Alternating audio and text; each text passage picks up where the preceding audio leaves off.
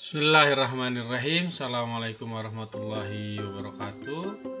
Berjumpa kembali dengan Islamic Education Channel di video kelima tentang iman kepada yang gaib. Kita akan menjelaskan tentang hubungan malaikat, iblis, jin, manusia, dan setan. Di 4 video sebelumnya saya sudah menjelaskan tentang apa itu malaikat, iblis, jin, dan setan. Nah, di video ini saya akan menjelaskan tentang hubungan di antara malaikat, iblis, jin, manusia, dan setan. Oke, bersama saya Pulang.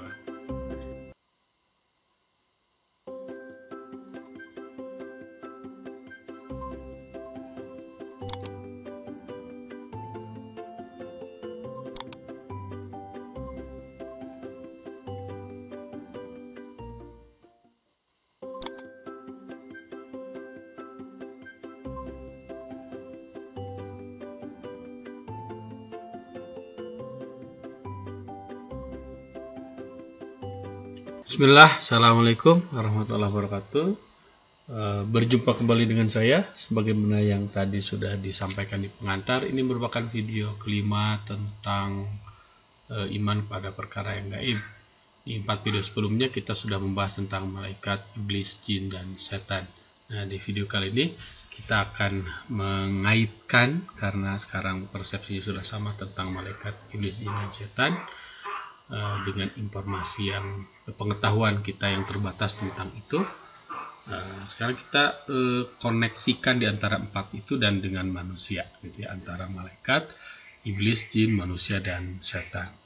Pertama, malaikat itu sekali lagi dia adalah sosok makhluk yang sangat taat. Jadi malaikat itu tercipta untuk taat.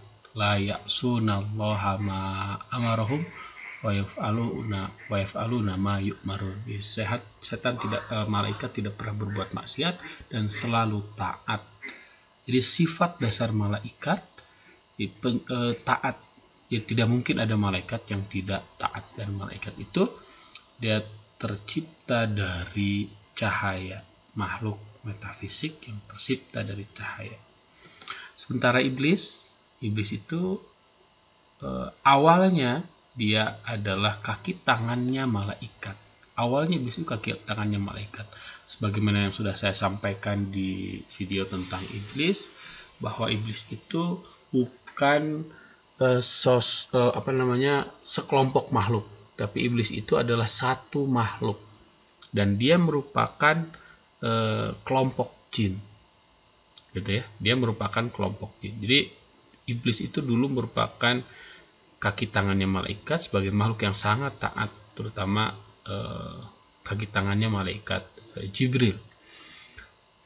Namun ketika Allah menciptakan Adam alaihissalam, Nabi Adam alaihissalam, wa idh qala rabbuka lil malaikati inni ja'ilun fil ardi, ketika Tuhan menginformasikan kepada malaikat akan menciptakan khalifah di muka bumi, yaitu menciptakan Adam. Lalu malaikat diperintahkan untuk bersujud. Malaikat nurut, fasajadu, dalam Al-Quran itu. Illa iblis, kecuali iblis. Iblis menolak perintah Allah untuk sujud kepada Adam. Ketika ditanya alasannya apa? Aba wastakbar, menolak dan takabur. Apa yang menjadi motifnya? Ketika ditanya oleh kenapa kamu menolak untuk sujud pada Adam, kata iblis, engkau menciptakan aku dari api, sementara engkau menciptakan Adam dari tanah yang berasal dari tanah yang hitam yang dibentuk, gitu ya. Sementara api dan tanah lebih mulia api. Jadi iblis menolak karena kesombongan, sampai iblis terusir dari surga. Dan iblis, gitu ya, iblis kisahnya itu, nah, bisa kita lihat di surat Al-Hijr ayat 31 sampai 40. Allah berfirman, ketika malaikat disuruh sujud, fasajadu illa iblis aba ayyakuna ma'as-sajidin. Iblis menolak sujud bersama malaikat. Lalu Allah bertanya, wahai iblis, malaka alla takuna ma'as-sajidin, kenapa kau tidak sujud? Seperti tadi yang sudah saya sampaikan, qala lam akun li asjuna li basyarin, aku gak akan pernah sujud pada manusia, kata iblis. Khalaqtahu min salsalin min hama'im masnun, engkau menciptakan manusia dari tanah liat kering yang berasal dari lumpur hitam yang diberi bentuk. Sementara aku, gitu ya, kata iblis, tercipta dari neraka, dari api. Qala fakhruj minha fa innaka rajim. Dalam ayat yang lain, iblis menjawab, kau menciptakan aku dari api sementara manusia dari tanah. Lalu kata Allah, qala fakhruj minha fa innaka rajim. Keluarlah kalian dari surga, dan kau adalah makhluk yang sangat terkutuk. Wa inna alaika la'nat ila yaumiddin, kata Allah, dan kau mendapatkan laknatku sampai hari dibangkitkan nanti, atau sampai hari kiamat nanti. Qala Rabbi, lalu iblis berkata, wahai Tuanku, fangzirni ila yaumi yub'atsun, maka tangguhkanlah aku sampai hari nanti dibangkitkan. Allah berfirman, fa innaka minal munzirin ila yaumil waqtil ma'lum. Aku putuskan engkau termasuk orang dari kelompok yang ditangguhkan sampai hari yang telah ditentukan nanti. Lalu iblis berkata, qala Rabbi bima aghwaytani, karena kau sudah memutuskan bahwa aku sesat. Jadi kalau malaikat itu makhluk yang dari awal itu taat, sementara iblis diputuskan oleh Allah sebagai makhluk yang sesat. Kata iblis, la uzayyinanna lahum. Ini janji iblis nih.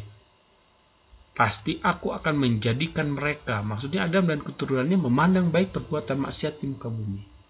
Itu tujuan utama iblis. Wala ugwiyannahum ajmain, dan aku akan sesatkan mereka supaya nanti dalam ayat yang lain memenuhi iblis di neraka. Makanya di dalam beberapa ayat bahan dasar neraka itu adalah minal jinnati wan nas. Illa, tapi nih garis bawah dari iblis, illa ibadak minhumul mukhlasin, yang bisa membentengi diri dari gangguan atau godaan aku dari ajakan itu adalah hamba-hambamu yang ikhlas. Makanya coba tonton lagi video saya terkait tentang iman, ibadah, dan takwa. Pentingnya ibadah sebagai pembuktian iman, yaitu dengan cara ikhlas, memurnikan ibadah kita hanya kepada Allah, menjauhi motivasi ibadah hanya karena ingin pujian dari makhluk.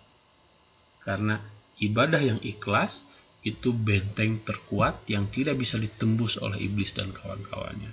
Tapi sekali lagi, seperti yang sudah saya informasikan sebelumnya, bahwa iblis itu hanya dan turunannya atau pasukannya itu hanya akan menggoda tipe-tipe manusia yang sulit untuk digoda. Kalau yang mudah digoda, ya itu tidak perlu digoda, karena manusia yang bersangkutan sudah melakukan perbuatan itu secara sukarela, gitu ya.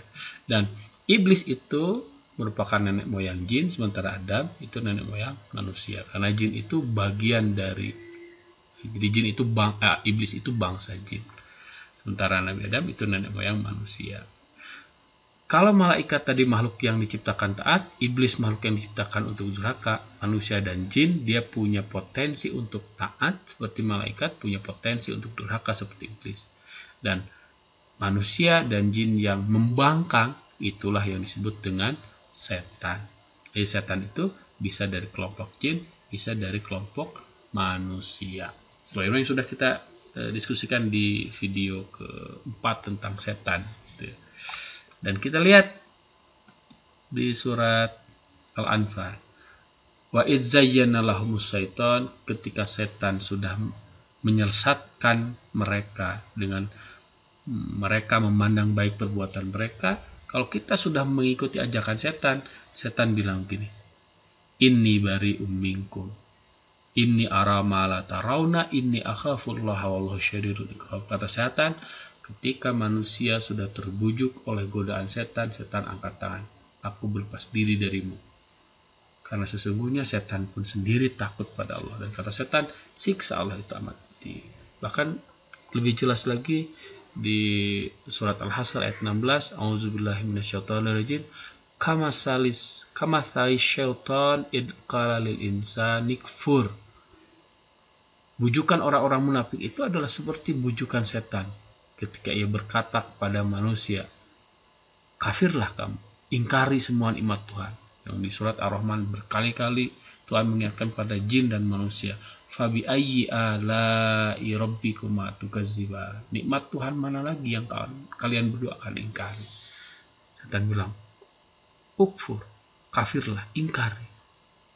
Falamma kafara, tapi tatkala kita sudah kafir, maka setan berkata, qala inni bari'um minka, aku berlepas diri dari kamu. Ini akhafullah rabbal alamin, karena sungguhnya aku takut kepada Allah Rabb semesta alam.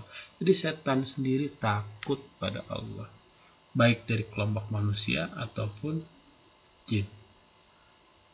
Jadi sekali lagi, yang bisa membentengi kita dari iblis dan pasukannya, yaitu setan, baik dari manusia dan jin, adalah memurnikan ibadah kita kepada Allah. Konteksnya ikhlas. Wallahu a'lam bishawab. Terima kasih. Assalamualaikum warahmatullahi wabarakatuh.